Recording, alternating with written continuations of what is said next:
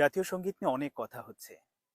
এ নিয়ে আমার একটা অভিজ্ঞতা আছে। সেই ছোট্ট অভিজ্ঞতাটা আপনাদের সাথে একটু ভাগাভাগি করতে চাই। ২০০৫ সাল। আমি তখন এনটিভিতে স্পোর্টস রিপোর্টার হিসেবে কাজ করি। সাফ ফুটবল কভার করতে পাকিস্তানের করাচিতে গিয়েছিলাম। আমার তারিখটা যতটুকু মনে পড়ে, যদি ভুল না করি, সেটা ছিল ১৪ই ডিসেম্বর। বাংলাদেশ এবং পাকিস্তান ম্যাচ, সেমিফাইনাল ম্যাচ। পাকিস্তানকে হারাতে পারলেই বাংলাদেশ ফাইনালে চলে যাবে। শেষ পর্যন্ত হারিয়েছিল।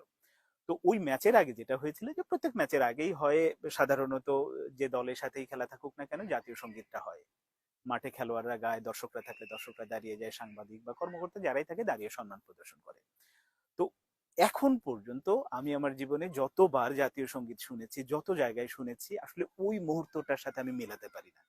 ওটা একটা অন্যরকম, মানে ভেতরে আবেগ কাজ করেছিল। এক হচ্ছে পাকিস্তানের বিপক্ষে ম্যাচ, পাকিস্তানের মাটিতে ম্যাচ।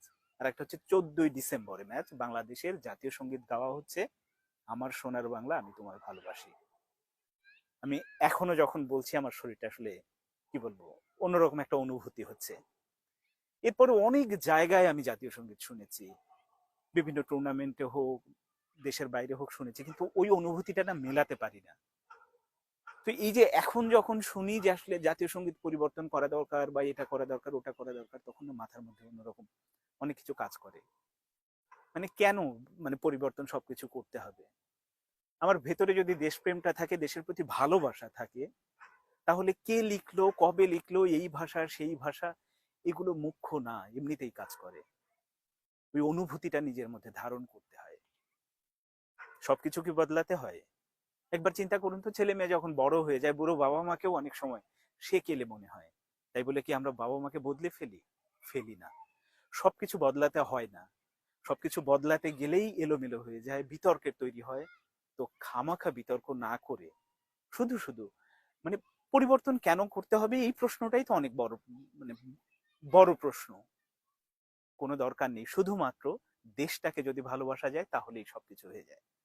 আর যারা আসলে এই যে পরিবর্তনের কথা বলছেন, আমি তাদেরকে বলবো, যদি সামর্থ্য থাকে তাহলে একবারের জন্য হলে একটু খরচ করে দেশের বাইরে গিয়ে কোথাও জাতীয় সঙ্গীতটা, কোনো একটা বড়, সেটা টুর্নামেন্ট হোক, কোনো একটা বড় আয়োজন হোক, সেখানে শুনবেন। দেখবেন জাতীয় সঙ্গীতের যে মর্মার্থটা, এটা হারে হারে টের পাবেন। আর যারা টের পান না, তারা আসলে কখনোই টের পাবেন না। ওটা বন্ধ দরজার মতো, যতই আমরা মানে বাইরে থেকে ডাকি না কেন, ওটা হবে না। তারা নিজেরা বন্ধ করে রেখেছে। আমি এখনো মানি যে আমার বাংলাদেশের বেশিরভাগ মানুষ আসলে সেটা চায় না, পরিবর্তন চায় না। শুধুমাত্র দেশটাকে ভালোবাসুন, দেখবেন এই জাতীয় সঙ্গীতের পরিবর্তনের যে চিন্তাটা, এটা মাথাতেই আসবে না। প্রত্যেকে প্রত্যেকের জায়গা থেকে কাজ করি, তাহলে এমনিতেই সবকিছু ভালো লাগবে, ভালোবাসা যাবে, এই জাতীয় সঙ্গীতকেও ভালো লাগবে। শুধু শুধু বিতর্ক তৈরি করে সমাজের মধ্যে অস্থিরতা তৈরি করাটা মোটেও উচিত না।